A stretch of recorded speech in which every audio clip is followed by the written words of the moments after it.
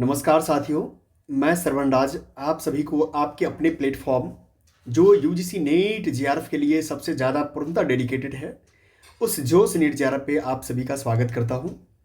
आपको पता है कि हम लोग यूजीसी नेट हिंदी विषय में खास तौर पे सबसे पसंदीदा पुस्तक पढ़ी जाने वाली टॉपर्स के द्वारा सबसे ज़्यादा रिकमेंडेड बुक और सबसे ज़्यादा प्रश्न आने वाले जिस बुक से आता है वो बुक है हिंदी साहित्य का इतिहास, अर्थात आचार्य रामचंद्र शुक्ल की। मिशन जेआरएफ के लिए सबसे ज़्यादा इस पुस्तक की यूज की जा रही है। आप देखेंगे यदा कदा जहाँ भी जाएंगे जिस टीचर के माध्यम से आप देखेंगे तो कम से कम अगर ये बुक आपके वो नहीं कह रहा है पढ़ने के लिए, समझिए कि वो आपके साथ छल कर रहा है। मैंने उसी चीज़ को ध्यान में रखते हुए आचार्य रामचंद्र शुक्ल की पुस्तक हिंदी साहित्य का इतिहास का लाइन बाय लाइन बहुत ही विस्तृत तरीके से, बहुत ही व्याख्यात्मक ढंग से मैंने आपको पढ़ाने की कोशिश किया है। साथ में आपको मैंने ये बताने की कोशिश किया है इस कड़ी में कि चाहे वीर गाथा काल हो, भक्ति काल हो, रीति काल हो या गद्य काल हो, चारों कालों में कि कौन कौन जगह से प्रश्न आते हैं, वो प्रश्न को जानने के लिए आपको ऑलरेडी प्लेटफॉर्म पे हिंदी साहित्य के इतिहास आचार्य रामचंद्र शुक्ल की पुस्तक संपूर्ण निचोड़ वाला प्लेलिस्ट में जाएंगे तो आपको मिल जाएगा। तमाम वो हर लेक्चर वहाँ पर मिल जाएंगे जो आपको पढ़ा दी गई है चारों भाग में। ठीक है, आज हम लोग रीति ग्रंथकार कवि को पढ़ रहे हैं रीति काल के अंतर्गत। इससे पहले भी इसके कई सारे लेक्चर हो चुके हैं। आपके सामने यहाँ पर दिख रहा है कि जोश नेट जेआरएफ के द्वारा कई प्रकार के कोर्सेज लॉन्च किए गए हैं। आप कोर्सेज का फ्री ऑफ कॉस्ट फायदा उठा सकते हैं। जैसे आपके सामने दिख रहा होगा कि लास्ट 60 डेज जेआरएफ बैच, यानी कुल मिलाकर आपको मैंने जो स्ट्रेटजी बताया है, शेयर किया है लास्ट 60 डेज का, आप जरूर जाकर के उस स्ट्रेटजी को देखिए। हमारे ही प्लेटफॉर्म में मिल जाएगा आपको। क्यों देखिए, देखना इसीलिए ज़रूरी है क्योंकि 60 दिन के अंदर भी जेआरएफ संभव है। ये कैसे संभव है वो आपको देखने से पता चल जाएगा। दूसरी बात, जो मार्केट में क्रैश कोर्स करके शब्द जो प्रचलित है, वो क्रैश कोर्स के माध्यम से भी आपको मैंने दे दिया है कि क्रैश कोर्स भी अगर चाहें तो आप जाके कर सकते हैं। जो बिगिनर स्टूडेंट है जो इस बार एग्जाम दे रहे हैं या टेस्ट के तौर पर दे रहे हैं या आगामी जून में देने वाले हैं या फिर दिसंबर में देने वाले हैं 26 में, उनके लिए जीरो टू हीरो बैच है। बिगिनर्स के लिए, पूर्णतः बिगिनर्स के लिए है। हर वो चीज़ को ध्यान रखा गया है जो आपकी ज़रूरत की चीज़ें हैं, पेपर 1 हो या पेपर 2 हो। ठीक है, शुक्ल बैच भी पूर्णतः है। सारे शुक्ल का, आचार्य रामचंद्र शुक्ल की पुस्तक का संपूर्ण कालखंड इसमें मिल जाएगा आपको। ठीक है, सिलेक्शन बैच है, जेआरएफ बैच है। अब हम चलते हैं कि जो कल हम लोगों ने पढ़ा था उस सिलसिला को आगे बढ़ाते हुए आपके सामने यूँ ही दिखेगा जोश नेट जेआरएफ का 4 लिंक है। जरूर मैं एक बात और कहता हूँ, इस 4 लिंक में टेलीग्राम चैनल का लिंक है, जरूर जुड़ जाइएगा। वहाँ से पीडीएफ भी मिल जाएगा और क्लासेस के बारे में अपडेट्स मिलते रहेंगे। साथ ही चैनल को सब्सक्राइब कर लीजिएगा क्योंकि ये क्लास आपके लिए बहुत महत्वपूर्ण है, मुझे भरोसा है। अब देखेंगे तो निश्चित तौर पे पीवाईक्यू का खासकर जिस लेवल से डिटेल्स एनालिसिस किया जा रहा है, अब देख करके दंग रह जाएंगे। जैसे पीवाईक्यू के सिलेक्शन तक का जरूर लेक्चर देखिए। और वहाँ पर लेक्चर देखना नहीं है, आपको नोट्स बना लेना है, क्योंकि नोट्स बनाने के बाद अल्टीमेट आप हो जाएंगे वो इस एग्ज़ाम के लिए। यानी अगर 100 क्वेश्चंस अगर आपको हिंदी में आते हैं तो आपको कई बार ऐसा लगेगा कि मैडम जितनी बता दी है ना, आप कहीं भी देख लेना कंगाल करके, पूरे यूट्यूब के इतिहास में नहीं मिलने वाला है ऐसा खासकर डिस्कशन। ठीक है, तो कुल मिलाकर के ये चीज़ें हैं। आगे देखेंगे यूजीसी नेट पेपर 1 का कंप्लीट बैच आपको फ्री ऑफ कॉस्ट मिल जाएगा यहाँ पर फ्री हैंड लेक्चर में, निश्चित तौर पर आपको देखना चाहिए। ठीक है, आगे हम चलते हैं। आपके सामने 4 काल विभाग दिया गया है, आपको मैंने शुरुआत के दौर में ही बता दिया था। आज इसी शुरुआती दौर को आगे बढ़ाते हुए हम लोग सिलसिला यूं कुछ इस तरह बढ़ गया है कि आज रीति ग्रंथकार कवि तक पहुंच गए हैं। ठीक है, आपको उम्मीद है कि आप हंस रहे हैं, इस बात से हंस रहे हैं कि सर मेरी तैयारी तो अच्छी चल रही है। इसलिए चेहरे पर मुस्कान बनाए रखना चाहिए और जोश रहे तो मुस्कान होना भी चाहिए। चिंतामणि त्रिपाठी के साथ हम लोगों ने शुरुआत किया था। आज हम लोग पहुँचते पहुँचते रीति ग्रंथकार कवि के अंतर्गत 10वीं के लेक्चर में पहुँच गए हैं। जो ठाकुर को इससे पहले भी हम लोगों ने देखा था, ठाकुर कवि को, आज हम लोग पढ़ने वाले हैं ठाकुर के कुछ जो अन्य भाग बचा हुआ है उसके बारे में कहते हैं। तो आज हम लोग ठाकुर कवि को देखने वाले हैं। ठाकुर बहुत ही सच्ची उमंग के कवि थे। इनमें कृत्रिमता का लेस नहीं है, न तो कहीं व्यर्थ का शब्द आडंबर, न कल्पना की झूठी उड़ान, न अनुभूति के भीत विरुद्ध भावों का उत्कर्ष। जैसे भावों का जिस ढंग से मनुष्य मात्र अनुभव करते हैं, वैसे भावों को उसी ढंग से या कवि अपनी स्वाभाविक भाषा में उतार देता है। बोलचाल की चलती भाषा में भाव को ज्यों का त्यों सामने रख देना इस कवि का लक्ष्य रहा है। ब्रजभाषा की श्रृंगारी कविताएं प्रायः स्त्री पात्रों के ही मुख की वाणी होती है। अतः स्थान स्थान पर लोकोक्तियों का ही जो मनोहर विधान इस कवि ने किया, उनसे उक्तियों में और भी स्वाभाविकता आ गई है। यह एक अनुभूत बात है कि स्त्रियां बात बात में कहावतें कहा करती है। इनके हृदय के भावों की भरपूर व्यंजना के लिए ये कहावतें मानो एक संचित वांग्मय है। लोकोक्तियों का जैसा मधुर उपयोग ठाकुर ने किया है, वैसा और कवि ने नहीं। इन कहावतों में तो कुछ तो सर्वत्र प्रचलित है, कुछ खास बुंदेलखंड की है। ठाकुर सच्चे उदार, भावुक और हृदय के पारखी कवि थे। इसी से इनकी कविताएं सब विशेषतः शबैया के इतने लोकप्रिय हुए। ऐसा स्वच्छंद कवि किसी क्रम से बद्ध होकर कविता करना भला कहाँ पसंद करता। जब जिस विषय पर जी में आया कुछ कहा। ठाकुर प्रधानतः प्रेम निरूपक होने पर भी लोक व्यापार के अनेकांतदर्शी कवि थे। इसी से प्रेम भाव की अपनी स्वाभाविक तन्मयता के अतिरिक्त कभी तो ये अख्ती, फाग, बसंत, होली, ढिंडोरा आदि उत्सवों के उल्लास में मग्न दिखाई पड़ते हैं। कभी लोगों की क्षुद्रता, कुटिलता, दूशीलता आदि पर क्षोभ प्रकट करते पाए जाते हैं, और कभी काल की गति पर खिन्न और उदास देखे जाते हैं। कभी कर्म को ये कठिन समझते थे। सब रूढ़ी के अनुसार शब्दों की लड़ी जोड़ चलने को ये कविता नहीं कहते थे। नमूने के लिए यहाँ इनके थोड़े से पद्य दिए जाते हैं। सिखी लिन्हो मीन मृग, खंजन कमल चैनैन, सिखी लिन्हो जस ओ प्रताप को कान्हो है। ठीक है, इस तरह की बात ठाकुर कवि अपने में करते हैं। जब आप आगे देखेंगे, अब हम आगे चलते हैं। देखिए अंतिम में कहते हैं ठाकुर कवि कि कभी ठाकुर कौन की कासो कहो, दीन देखी दशा बिसरैत है, अपने अटके सुन ए रिभटू निज सौत के मायके जयत है। अब हम आगे पढ़ते हैं किसके, लड़कदास के बारे में। लड़कदास के बारे में बेनी कवि के भारोवा से ये लखनऊ के कोई कंठीधारी महंत जान पड़ते हैं, जो अपनी शिष्य मंडली के साथ साथ इधर उधर फिरा करते थे। संवत 1860 से लेकर 1880 के बीच इनका वर्तमान रहना अनुमान किया जा सकता है। इन्होंने सत्ययुग खान नामक एक बड़ा वर्णनात्मक ग्रंथ लिखा। इसमें रामचंद्र के जन्म से लेकर विवाह तक की कथा बड़े विस्तार के साथ वर्णित है।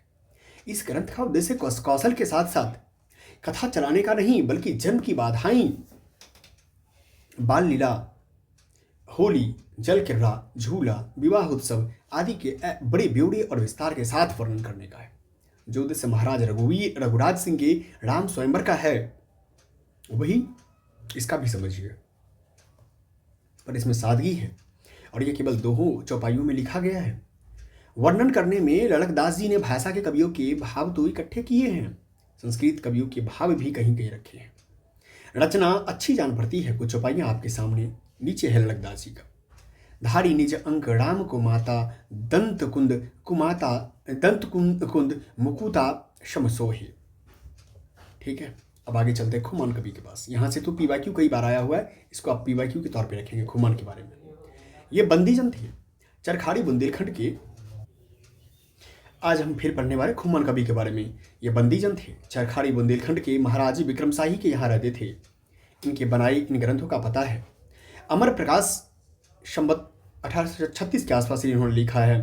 अष्टयाम, लक्ष्मण शतक, हनुमान नकसिक, हनुमान पंचक, हनुमान पचीसी, नीति विधान, समरसार, युद्ध यात्रा के मुहूर्त आदि का विचार किया गया था इसमें समरसार में। नरसिंह चरित्र, नरसिंह पचीसी।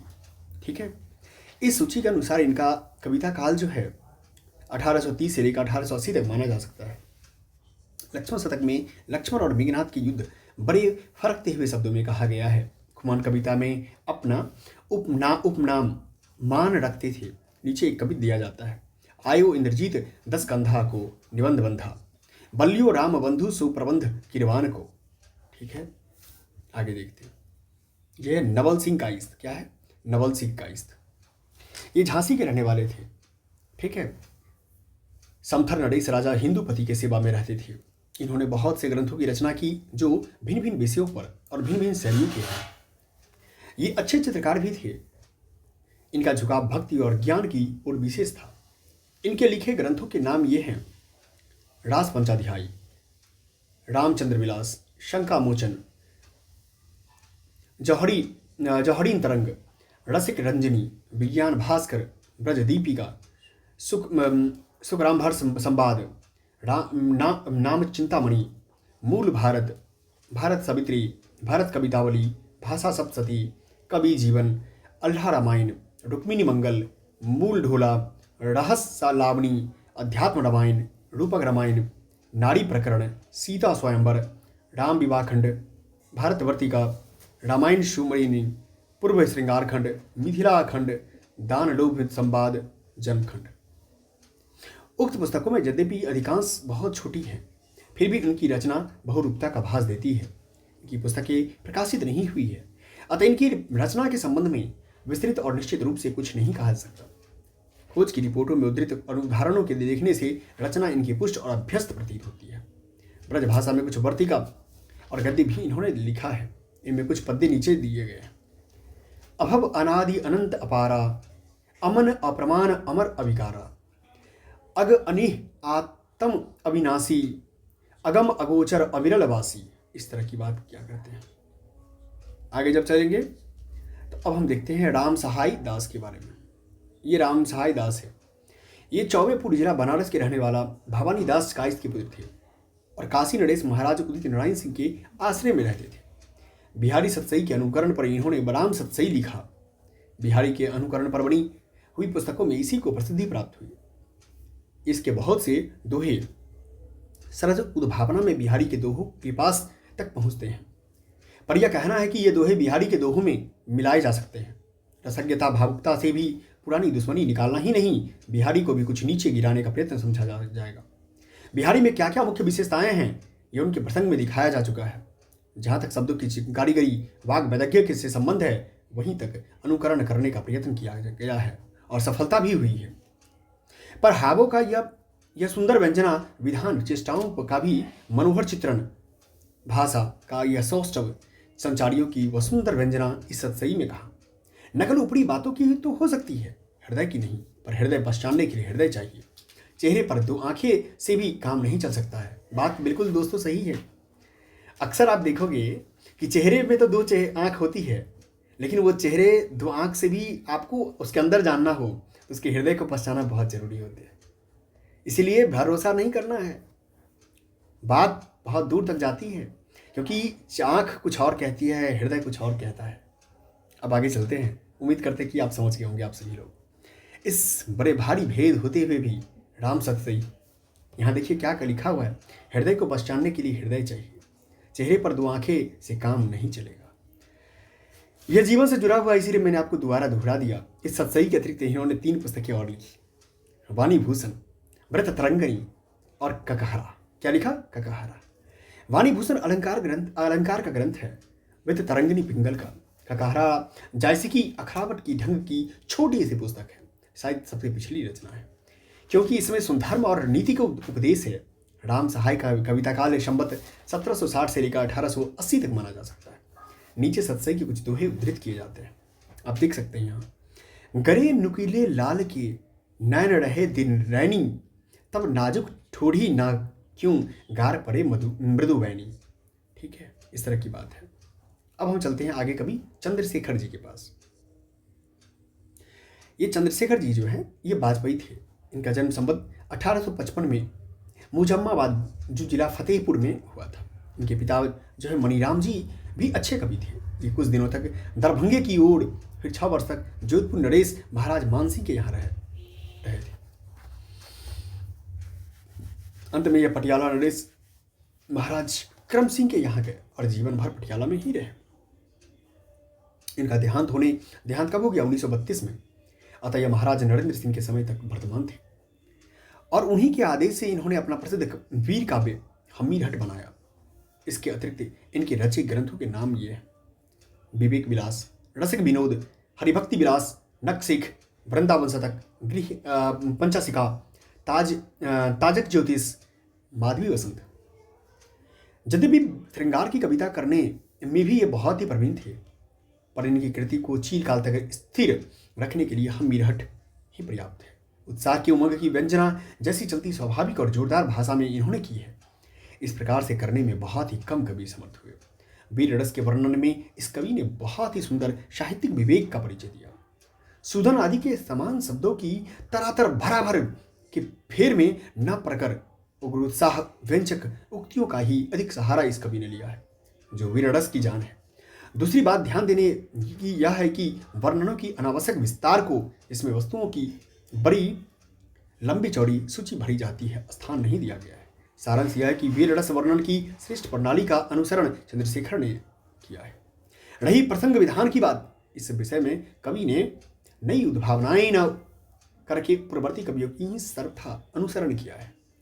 एक रूपवती और निपुण स्त्री के साथ महिमा मंगोल का अलाउद्दीन के साथ दरबार में से भागना, अलाउद्दीन का उसे हम्मीर के इसे वापस मांगना, हम्मीर का उसे अपनी शरण में लेने का कारण उपेक्षा पूर्वक इनकार करना, ये सब बातें जोधाराज क्या उनके पूर्ववर्ती अपभ्रंश कवियों की ही कल्पना है, जो वीर गाथा काल की रूढ़ी के अनुसार ही की गई थी। गढ़ के घेरे के समय गढ़पति की निश्चिंतता निर्भीकता व्यंजित करने के लिए पुराने कवि गढ़ के भीतर नाचरंग का होना दिखाया करते हैं। जायसी ने अपने पद्मावत में अलाउद्दीन के द्वारा चित्तौड़गढ़ के घेरे, आपने सुनी हुई, जब खासकर हम लोग पढ़े थे पद्मावत को पढ़ा था मलिक मोहम्मद जैसी में, तो आपने गौर किया होगा खासतौर पे कि पद्मावत में जो अलाउद्दीन के द्वारा जो चित्तौड़गढ़ के घेरे जाने पर राजा रतन सिंह का गढ़ के भीतर नाच कराना और शत्रु के फेंके गए तीर से नर्तकी का घायल होकर मरना वर्णित है। ठीक उसी प्रकार का वर्णन हम्मीर हट में रखा गया है। यह चंद्रशेखर की अपनी उद्भावना नहीं, एक बंदी भी परिपाटी का अनुसरण है। नर्तकी के मारे जाने पर हम्मीर हट का यह कह उठना कि हट करी मंडयो युद्ध वृथा ही केवल उनके तत्कालिक शोक के आधिक्य की व्यंजना मात्र करता है, उसे करुण प्रलाप मात्र समझना चाहिए। इसी दृष्टि से इस प्रकरण के करुण प्रलाप राम ऐसे सत्यसंध और वीर व्रती नायकों से भी कराए गए हैं, इनके द्वारा उनके चरित्र में कुछ भी लांछन लगता हुआ नहीं माना जाता। एक त्रुटि हम्मीर हट की अवश्य खटकती है।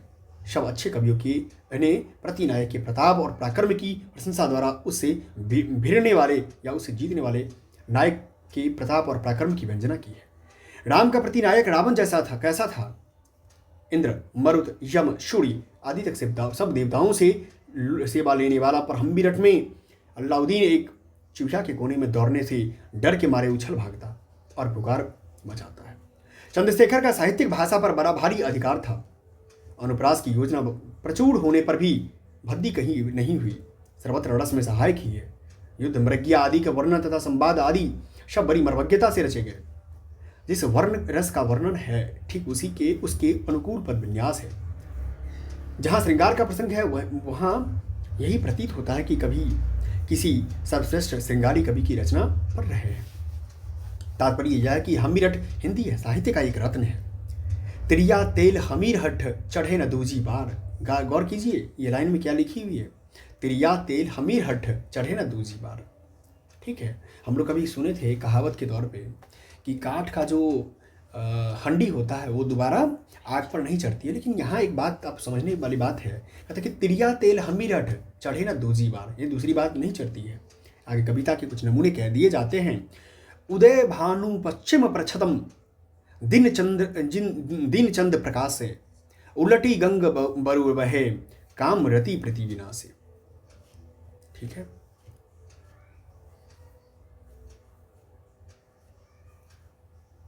बाबा दीनदयाल गिरी, ये क्या है? बाबा दीनदयाल गिरी है, ये गोसाई थे। इनका जन्म शुक्रवार बसंत पंचमी संवत 1859 में काशी के गायघाट मोहल्ले में एक पाठक के कुल में हुआ था। जब ये 5 से 6 वर्ष के थे तभी इनके माता पिता इन्हें महंत कुसागिरी को सौंप चल बसे। महंत कुसागिरी पंच क्रोसी के मार्ग में पड़ने वाले देहली विनायक स्थान के अधिकारी थे। काशी में महंत जी और भी कई मठ थे। ठीक है, ये विशेषता गायघाट वाले मठ में रहा करते थे। जब महंत कुसागिरी के मरने पर बहुत सी जायदाद नीलाम हो गई, तब ये देहली विनायक के पास मठोली गांव वाले मठ में रहने लगे। बाबा जी संस्कृत और हिंदी दोनों के अच्छे विद्वान थे। बाबू गोपाल चंद्र गिरधर दास से इनका बड़ा स्नेह था। इनका परलोकवास संवत 1915 में हुआ। ये एक अत्यंत सहृदय और भावुक कवि थे। इनकी सी अनुरक्तियाँ हिंदी के और किसी कवि की नहीं हुई। यद्यपि इन नृत्यों के भाव अधिकांश संस्कृत से लिए गए हैं, पर भाषा शैली की सरसता और पदविन्यास की मनोहरता विचार से ये स्वतंत्र काव्य के रूप में है। बाबा जी का भाषा पर बहुत ही अच्छा अधिकार था। इनकी सी परिष्कृत, स्वच्छ और सुव्यवस्थित भाषा बहुत से थोड़े कवियों की ही है। कहीं कहीं कुछ पूर्वीपन या अव्यवस्थित वाक्य मिलते हैं, पर बहुत कम। इसी से इनकी अनुक्तियाँ इतनी मर्म स्पर्शनीय हुई है। इनका अनुक्ति कल्पद्रुम हिंदी साहित्य में एक अनमोल वस्तु है। अनुक्ति के क्षेत्र में कवि की मार्मिकता और सौंदर्य भावना के स्फुरन का बहुत अच्छा अवकाश रहता है, पर इसमें अच्छे भावुक कवि ही सफल हो सकते हैं। लौकिक विषयों पर तो इन्होंने सरल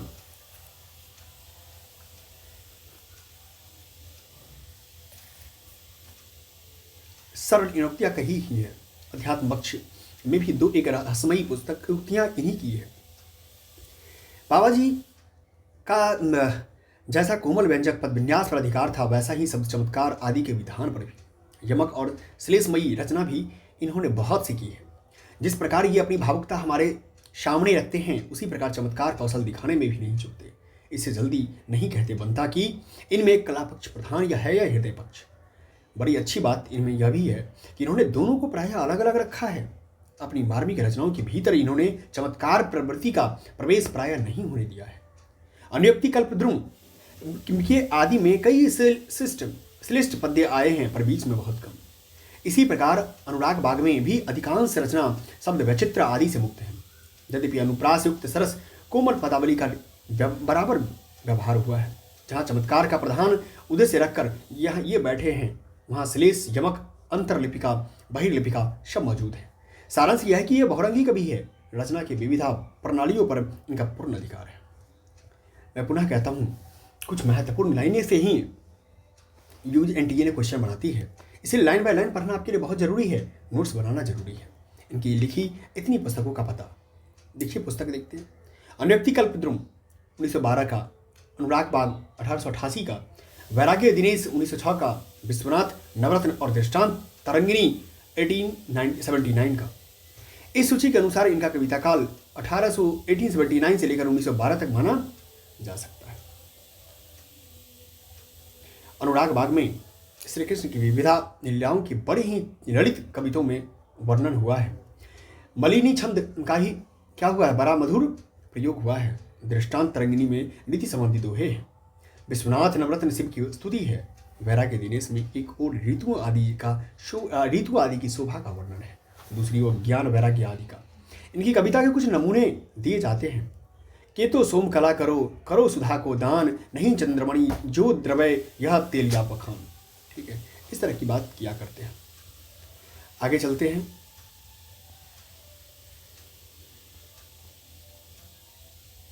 आगे देखते हैं पजनेश को। क्या नाम है कवि का नाम? पजनेश। ये पजनेश पन्ना के रहने वाले थे। इनका कुछ विशेष वृतांत प्राप्त नहीं। कविता काल इनका संबत 1900 के आसपास माना जा सकता है। कोई पुस्तक तो इनकी नहीं मिलती, वरन की बहुत सी फुटकल कविता संग्रह ग्रंथों में मिलती है, लोगों के मुंह से सुनी जाती है। इनका स्थान ब्रजभाषा के प्रसिद्ध कवियों में है। ठाकुर शिव सिंह जी मधुर प्रिया नक्सिख नाम की इनकी 2 पुस्तकों का उल्लेख किया है, पर वे मिलती नहीं। भारत जीवन प्रेस ने इनकी फुटकल कविताओं का एक संग्रह पजनेश प्रकाश नाम से प्रकाशित किया। 127 कविता सवैया है। इनकी कविताओं को देखने से पता चलता है कि ये फारसी भी जानते थे। एक सवैया में इन्होंने फारसी के शब्द और वाक्य भरे हैं। इनकी रचना श्रृंगार रस की ही है, पर उनमें कठोर वर्णों जैसे ट, ठ, ड का व्यवहार यत्र तत्र बराबर मिलता है। ये प्रतिकूल वर्णन की प्रवाह कम करते हैं, पर इसका तात्पर्य यह नहीं कि कोमल अनुप्रास युक्त ललित भाषा का व्यवहार इनमें नहीं है। पद विन्यास इनका अच्छा है। इनके फुटकल कवित अधिकतर अंग वर्णन की मिलते हैं, जिससे अनुमान होता है कि इन्होंने कोई नक्सिख लिखा होगा। शब्द चमत्कार पर इनका ध्यान विशेष रहता था, जिससे कहीं कुछ भद्दापन आ जाता है। कुछ नमूने देखिए। छहरे छबीली छटा छुटी छिति मंडल पै उमग उजेरो महाओज उज्वक सी। ठीक है, अब नेक्स्ट आता है गिरिधर दास। क्या नाम आता है? गिरिधर दास। ये भारतेंदु बाबू हरिश्चंद्र के पिता थे। ब्रज भाषा के बहुत ही प्रौढ़ कवि थे। इनका नाम तो बाबू गोपाल चंद्र था। ठीक है, कविता में अपना उपनाम से ये गिरिधर दास या गिरधार या गिरिधरन रखते थे। भारतेंदु ने, अच्छा भारतेंदु जो है हरिश्चंद्र के पिता थे, ये गिरधर दास। इनके संबंध में लिखा है कि जिन श्री गिरधर दास कवि रचे ग्रंथ 40 इनका जन्म पौष कृष्ण के 15 संवत 1890 को हुआ था। इनके पिता काले हरिश्चंद्र जो काशी के एक बड़े प्रतिष्ठित रईस थे। इन्हें 11 वर्ष की अवस्था में ही छोड़कर परलोक सिधारे। इन्होंने अपनी निज के परिश्रम से संस्कृत और हिंदी में बड़ी स्थिर योग्यता प्राप्त की और पुस्तकों का एक बड़ा अनमोल संग्रह किया। पुस्तकालय का नाम इन्होंने सरस्वती भवन रखा, जिसका मूल्य स्वर्गीय डॉक्टर राजेंद्र लाल मिश्र का 1 लाख रुपया तक दिलवाते थे। इनके यहाँ उन समय के विद्वानों और कवियों की मंडली बराबर जमी रहती थी। इनका समय अधिकतर काव्य चर्चा में ही जाता था। इनका परलोकवास संवत 1917 में हुआ। भारतेंदु जी ने इनके लिखे 40 ग्रंथों का उल्लेख किया है, जिनमें बहुतों का पता नहीं। भारतेंदु के दोहित्र हिंदी के उत्कृष्ट लेखक श्रीयुक्त बाबू ब्रजरत्न दास जी हैं, जिन्होंने अपनी देखी हुई उन 18 पुस्तकों के नाम उस प्रकार दिए: जरासंध वध महाकाव्य, भारती भूषण अलंकार, भाषा व्याकरण पिंगल संबंध, रश्न रत्नाकर, ग्रीष्म वर्णन, मत्स्य कथामृत, वराह कथामृत, नृसिंह कथामृत, वामन कथामृत, परशुराम कथामृत, राम कथामृत, बलराम कथामृत, कृष्ण चरित, वृद्ध कथामृत, कल्की कथामृत, नहुस का नाटक, गढ़ संहिता, फिर एकादशी महात्म्य। इनके अतिरिक्त भारतेंदु जी ने एक नोट के आधार पर स्वर्गीय राम बाबू राधा कृष्ण दास जी ने इनकी 21 और पुस्तकों का उल्लेख किया। वो पुस्तक का नाम है वाल्मीकि रामायण, छंदावरण, नीति, अद्भुत रामायण, लक्ष्मी नक्षिक वार्ता संस्कृत, फिर आता है ककरादि सहस्त्रनाम, गया यात्रा, गयाष्टक, द्वादश दल कमल, कीर्तन, संकर्षणाष्टक, धनुजारी स्रोत, गोपाल स्रोत, भगवत स्रोत, शिव स्रोत, श्री राम स्रोत, श्री राधा स्रोत, रामाष्टक, कलियकाष्टक। इन्होंने 2 ढंग की रचनाएं की। गर्ग संहिता आदि की भक्ति मार्ग की कथाएं तो सरल और साधारण पद्यों में कही हैं, पर काव्य कौशल की दृष्टि से जो रचनाएं की है, जैसे जरासंध वध, भारती भूषण, रस रत्नाकर, ग्रीष्म वर्णन, ये यमक और अनुप्रास आदि से लदी हुई है, बहुत स्तरों पर दुरूह हो गई है। सबसे अधिक इन्होंने यमक और अनुप्रास का चमत्कार दिखाया है।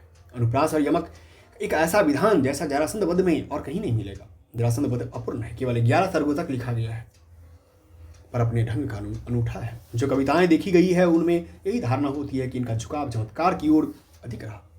रसात्मकता इनकी रचनाओं में वैसी नहीं पाई जाती। 28 वर्ष की ही आयु पाकर इतनी अधिक पुस्तकें लिख डालना पद्य रचना का अद्भुत अभ्यास सूचित करता है।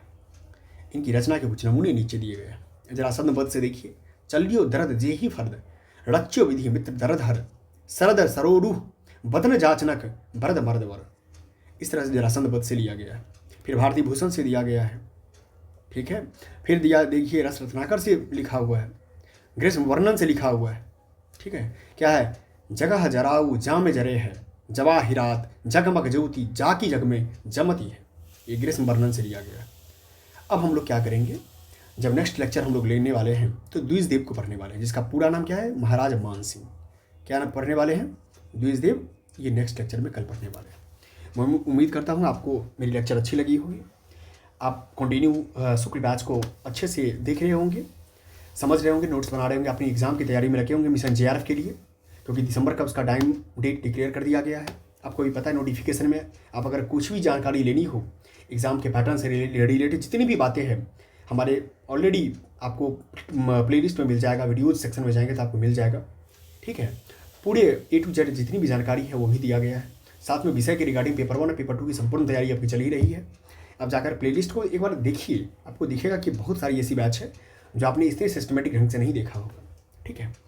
चलते हैं, मिलते हैं पुनः दोबारा कल, ठीक है। आज के कक्षा के लिए फिर दूसरा कक्षा आपके सामने पेपर 1 का आएगा, उसको जाके देखिए। बहुत बहुत धन्यवाद आपका बने रहने के लिए।